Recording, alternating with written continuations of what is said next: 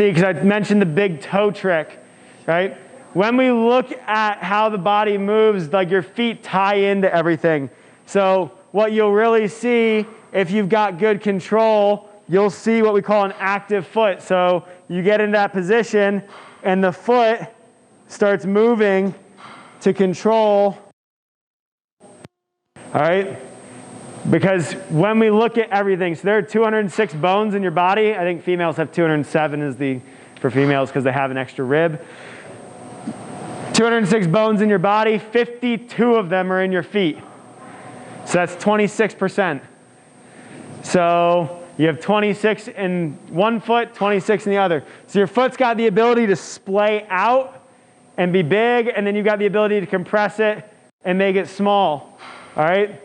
So when we look at trying to strengthen some of these things, creating an active foot and making it splay out is going to give you a bigger base of support to be able to move through some of those things. All right? So now what we got, so Jim, let's come here. The single leg becomes kind of difficult. Well, now we're going to tie in your quad into single legs. We're basically going to go in a big circle. We started on 2 legs. Now we went to 1. So now all Jim's going to do is he's going to step a foot forward. Doesn't matter which one you pick. He's going to step another foot back. And he's going to, let's go a little farther. All right. And he's going to point his back foot to the ceiling. Heel to ceiling. Heel to ceiling. Oh. Yep. So he's going to point his back heel to the ceiling. All right. So what we've got is we've got a little bit of flexion here in his front foot. We've got hip extension here in his back foot, so his glutes and his hamstrings are engaged. He's got a little bit of flexion here at his knee. So all he's going to do in this position is take a knee. All right? When we look at what we call a squatting pattern, squatting just basically means that your hip, ankle, and knee all go below 90 degrees or get to that point, right? So this is a squat. All right, this is what we call a split squat. All right, all Jim's got right here is he's got one knee, and he's going to try to line his front knee in the same line as his front toe. All right, all he does from there is just push into the ground and stand up to there. That's a split squat. It's pretty simple. Okay. Thing is then controlling the hips, right? Because controlling your hips is what's going to really help create some strength. When we look especially at what's called torque, anybody like seen truck commercials like, it's got 80,000 pounds of torque, right? Torque is a rotational force. So when we look at muscle fibers, they compress, right? Everybody thinks they just pull in this nice straight line, but they've got like a helical structure. So they really like kind of wind up, all right? Like a twisted rubber band. So what we're going to do here is create a little extra torque. He's going to grip the ground with his big toe. Yep. Anybody see what his knee did? So let's point your front foot in just a little bit. Turn. Yeah, there it is. And he's going to turn his back hip towards his front knee. And he's going to rotate. You feel the inside of your thigh light up? Okay. It doesn't need to be quite that extreme. Right there. We go right there. Now he's going to do the same thing. Take the knee. Push up. All right. Anybody hear his knee pop there for a little bit? Wrestler's knees. It happens. All right. Okay, do another one. You feel how the inside of your thigh starts to tug? So now we've got those adductors. Same thing though, because he's creating this extension, he's creating the rotation of his back hip. He's going to get a little bit more of his glutes here too. All right? Not bad. I'm going to just relax a second. Ladies, can I have that bench? You just pull that bench out here. So,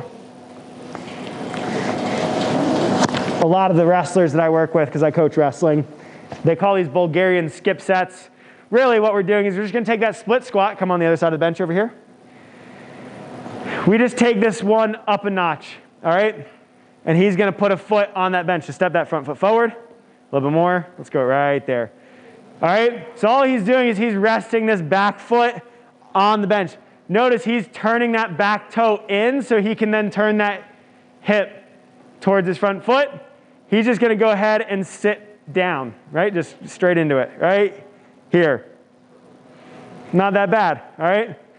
Now, this is going to change 2 ways though, all right?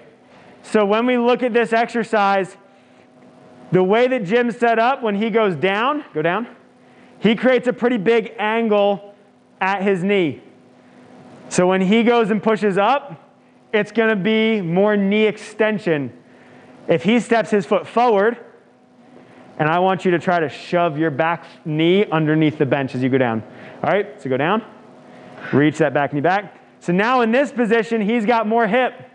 So when he goes to stand up, you feel the back of your leg more there? Yep. Welcome to your hamstrings. All right? So this is going to start to change it in two ways, right? So now we've got the one, yep, there you go, just relax, you're good. Okay? We've got the one leg on the floor. This is our simple version. Then we elevate that back foot. That's going to then help us create some opportunities to recruit a little bit more of your hamstrings in that motion, because we're going to get more hip extension and we've got a little bit more hip flexion going on. Now we can load this in the exact same way that we did the RDL and the single leg RDL. If he were to load it what we call bilaterally, or kind of have, we had both hands on the kettlebell, it would just be a dumbbell in each hand or a kettlebell in each hand.